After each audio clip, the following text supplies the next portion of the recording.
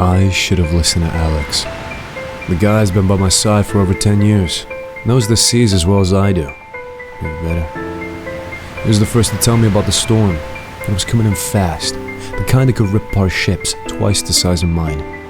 "Boss, we can't make the run tonight," he said, standing at the edge of the dock, staring out the horizon like he could see the storm even though it was miles off. "Not a nap. We wait a day or two. It'll blow over." I should have listened, but no. I had a schedule, a reputation to maintain. I had the cartel breathing down my neck, and this run was too big to delay. Millions on the line. Besides, I've faced rough seas before. Storms that would make most men turn back. Not me. I'd always made it through. My name is Juan Martinez, and this is how I died. "We go tonight," I said, staring Alex down until he dropped his eyes to the deck. He didn't argue after that, just nodded and got the crew ready. I could tell they were all nervous though, whispering to each other, and they thought I wasn't looking. By the time we set out, the wind had already picked up. The waves were getting mean, slapping against the hull like they were testing us. But I didn't flinch. The sea had never beaten me before, and I wasn't about to let it start now. For the first hour or so, everything was fine. Rough, but manageable. Then the rain came, hard, like needles driving into my skin. The wind screamed, whipping the boat like it was a toy.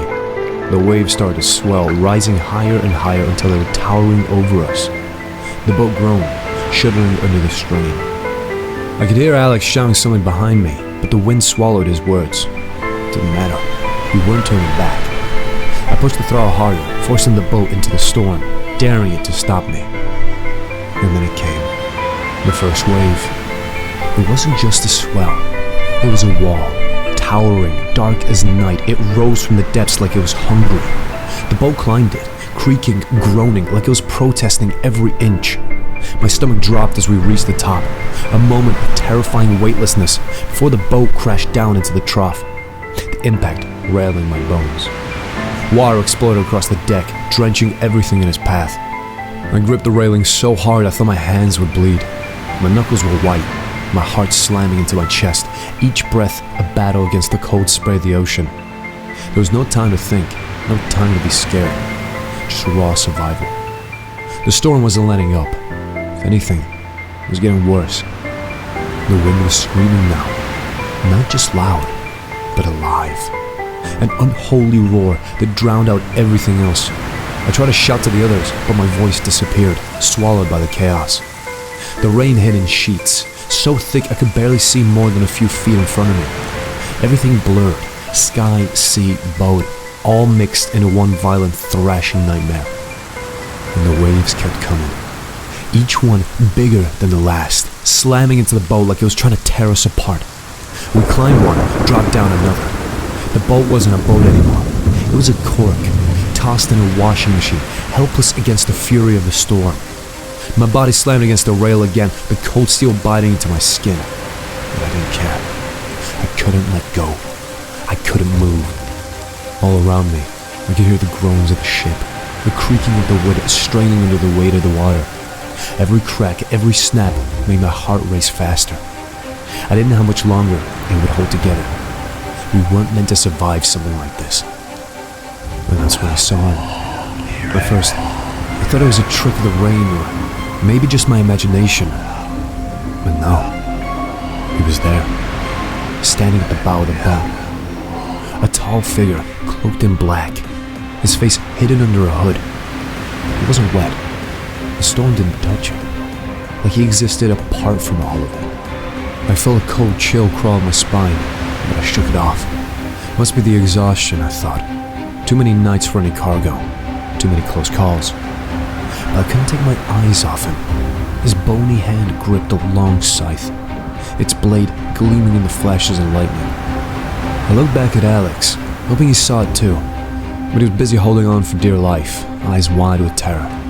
He didn't see a thing. I turned back to the figure at the bow, and his head tilted slightly, like he was watching me, like he was waiting. The boat rocked violently, nearly throwing me off my feet. The storm was worse now, the sky and sea blending together into one angry dark mass. But all I could think about was that figure. The Reaper. He had to be. I'd seen death before, up close, too many times, but never like this. You think you could scare me? I shouted into the wind, my voice ragged, but I didn't know if I was yelling at the storm or at him. I own this sea! The figure didn't move, didn't speak, just stood there, silent. As the waves rose higher, as the boat creaked and groaned like it was about to break apart. The brakes line of sight only to look behind me. The wall was coming, and then it came. The wave. Bigger than anything I'd ever seen. It towered over us, a black wall of water that blocked out the sky. There was no outrunning it, no way to survive it. I knew that, even before it crashed down. The boat splintered beneath me. I hit the water hard, my body going numb instantly from the cold. The storm pulled me under, and I fought, clawing for the surface, but the current was too strong. I opened my eyes underwater, and there he was, the Reaper, floating above me, his scythe glinting even in the darkness of the deep. He didn't have to say a word. I knew what this meant. I had cheated death for years, danced around it, laughed in its face.